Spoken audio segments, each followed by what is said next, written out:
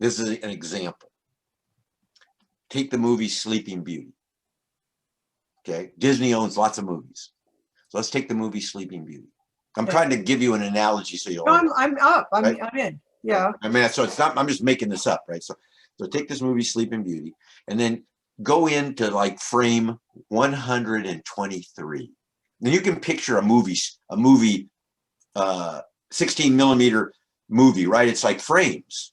Yeah. Right? It's frames. It's all frames. And so if you went, and every single frame is like a little different motion. Yeah. Right. As a matter of fact, you used to have books where they had all these pictures. You could go like this with the book.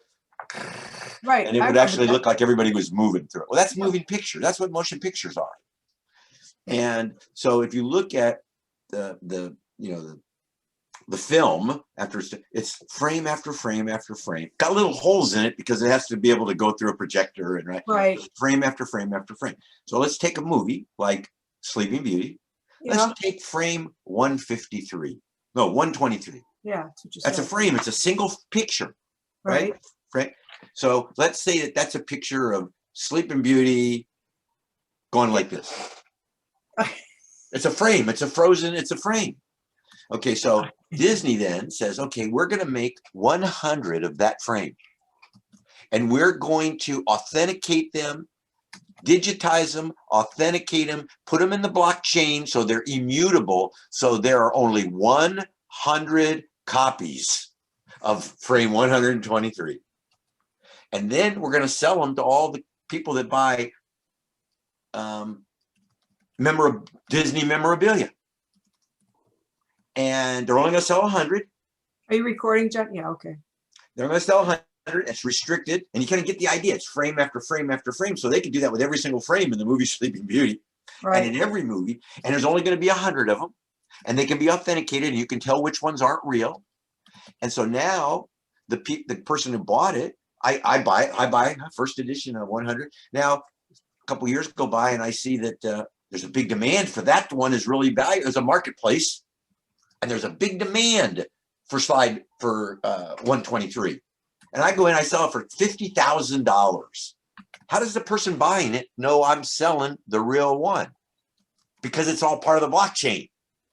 It's all part. Right? So that's when people talk about this Bitcoin. What is Bitcoin? Instead of having slide 123, put in there Bitcoin. It's access to something that people believe has a value. That's all it is. And it can be tracked. It's decentralized. It's immutable. You can't erase it. And so go back to Sleeping Beauty, slide 123. Disney decides that they're going to make money. And so they take slide 123, they make it into an NFT. An NFT is a non-fungible token. And now somebody buys that non-fungible token. So now I got it. I can actually display in my house one of 100 of slide 123, except there's no real tool. So people are going to start inventing the kind of frames that will display these digital images. Just like VIA's got this camera, right? So you're gonna all these new things, these new devices for viewing these NFTs. Now I use as an example a frame in a movie because it's kind of easy to visualize. It's a single thing, right? But it could be $1. It could be a picture of the Mona Lisa if I owned it. Hey, I'm gonna take only 100 copies. It's kind of like the artists that make lithographs.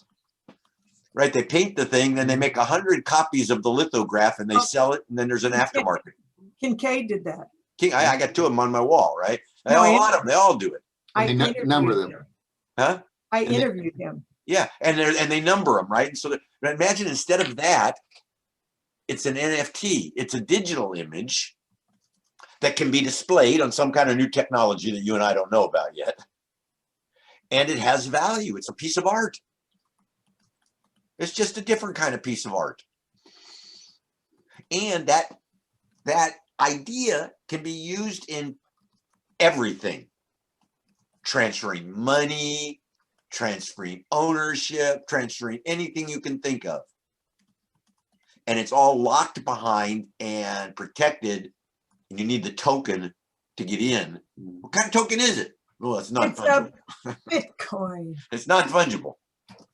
No, now Bitcoin is an example of the idea of an NFT. But instead of it being slide 123, it's something called a Bitcoin, which is worth about $64,000 for one Bitcoin right now. Started out below $1, some par, right, in 2008. Now it's worth 64,000. They're saying that Bitcoin can get up to 120,000 before the end of this year, because it represents more than currency. It represents new ways to transfer money, new ways to transfer assets, systems underneath it. And then there's another one. There's all kinds of these cryptocurrencies now, but they're all NFTs, tons of them. The next one that's up and coming is Ethereum. And Ethereum is about Ethereum, and Ethereum is about $2,400 for an Ethereum. But Ethereum is different than Bitcoin. It's a different system, and it's something that they can build stuff on top of Ethereum. And so now they're building these things called smart contracts on top of Ethereum. So the whole thing, from the contract to the funding of the contract, can take place in a currency system. And now people say, well, that doesn't, I don't believe that.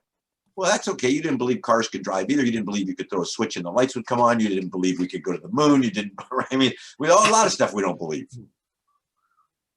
But it's all here. It's already here. Just because it's not in common use doesn't mean it's not here. That's how we knew all this stuff that was going to happen in real estate. It was already here. We knew it was here. Just most people didn't know it was here. Of course, the So application of here gives you an opportunity.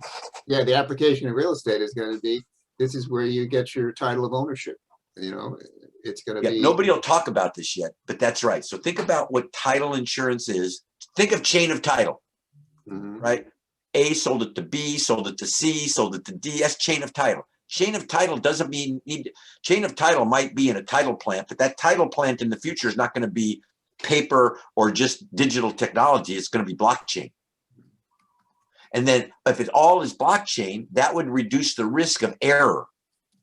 If you reduce the risk of error, then you're going to reduce premium on title insurance. Yeah. And that's gazillions of dollars in savings.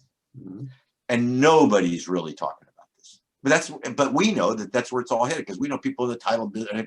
That's what this is all going. So there's this big revolution taking place, and people are just starting to see it. And we're going to start writing about it. That's the data advocate.